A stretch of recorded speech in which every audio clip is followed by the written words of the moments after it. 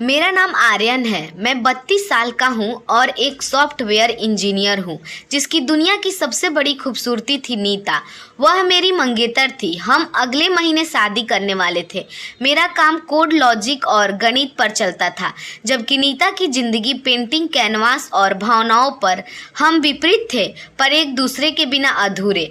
पर मेरी दुनिया के लॉजिक में एक बड़ा वायरस था, शक।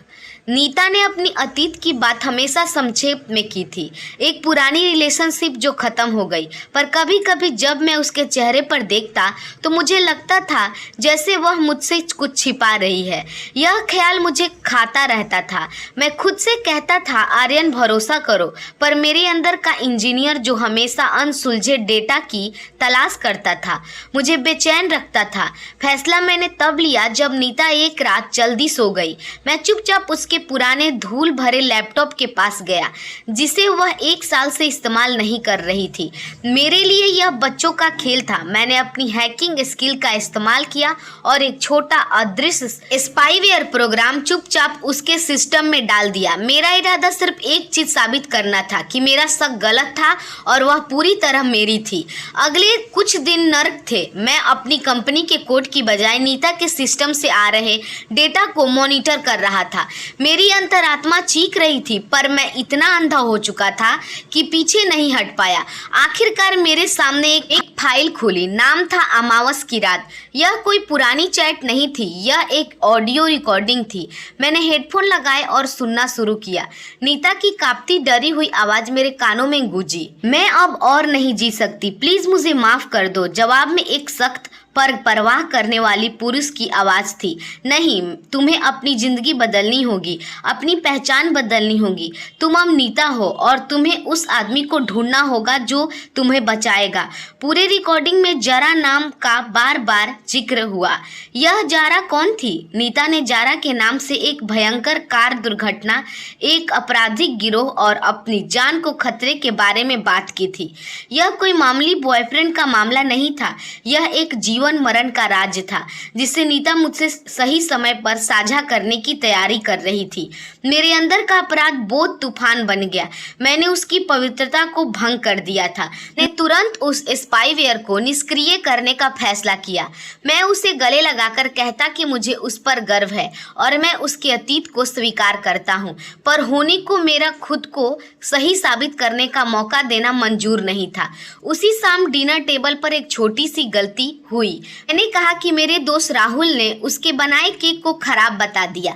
नीता गुस्से में आ गई। उसका गुस्सा अचानक बेकाबू हो गया, जैसे उसमें जारा की पीड़ा आ गई हो। उसने मेज पर हाथ मारा। तुम्हारे दोस्तों को क्या पता मेरे बारे में? तुम्हें क्या पता आर्यन? तुम मेरे बारे में क्या जानते हो? उस पल मेरे अंदर का जहर बाहर निकल गया। मैंने चिल्लाकर कहा, मुझे पता है, मुझे सब पता है कि तुम जारा थी और तुम खुद को मारना चाहती थी। तुमने मुझसे झूठ बोला। तुम्हें लगता है मैं इतना बेवकूफ़ हूँ? कमरे में सन्नाटा छा गया। नीता की आंखों में दर्द की एक ऐसी गहरी खान बन गई जिसे मैं कभी भूल नहीं पाऊंगा।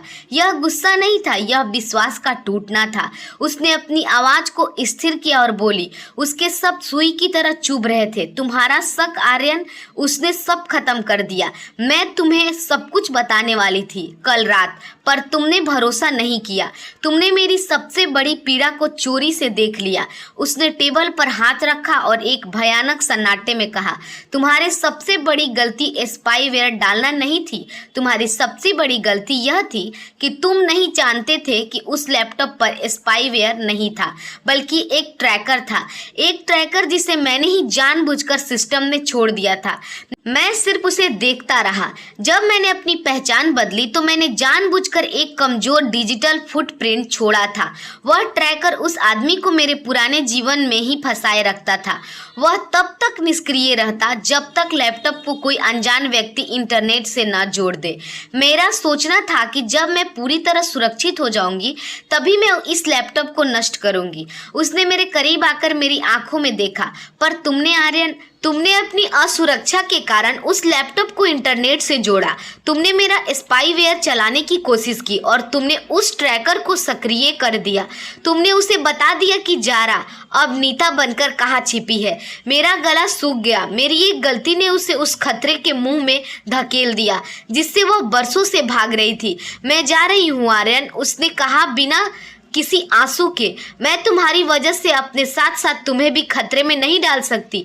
तुम्हारा शक, तुम्हारी गलती, उसने मेरे लिए उस नरक का दरवाजा खोल दिया जिसे मैंने बंद कर दिया था। उस रात नीता चली गई। उसने सिर्फ अपनी कुछ पेंटिंग्स ली और एक नोट छोड़ा। तुम एक अच्छे आदमी हो आर्यन, पर एक खराब प्रेमी। आज मैं अपने सफल अपार्टमेंट में अकेला हूँ। मेरे पास उसका कोई पता नहीं है, ना कोई संपर्क। हर रात मैं इंटरनेट पर अज्ञात खबरों की तलाश करता हूँ। मेरी एक गलती जिसने मेरी दुनिया को तबाह कर दिया, अब एक ऐसे अंतहीन सस्पेंस में बदल गई है जहाँ मैं सिर्फ इंतजार करता हूँ, या तो नीता की सुरक्षित वापसी का, या उस खबर का जो मुझे बताएगी कि मेरे डर ने मेरी जिंदगी की सबसे बड़ी खुशी हमेशा के लिए छीन ली। दोस्तों, उम्मीद है आपको हमारी कहानी पसंद आई होगी। अगर हमारी कहानी आपको अच्छी लगी हो तो हमारे वीडियो को लाइक और चैनल को सब्सक्राइब जरूर कीजिएगा और बेल आइकन को दबाना ना भूलिएगा ताकि हमारी कहानी की पहली अपडेट सबसे पहले आप तक पहुंचे। धन्यवाद।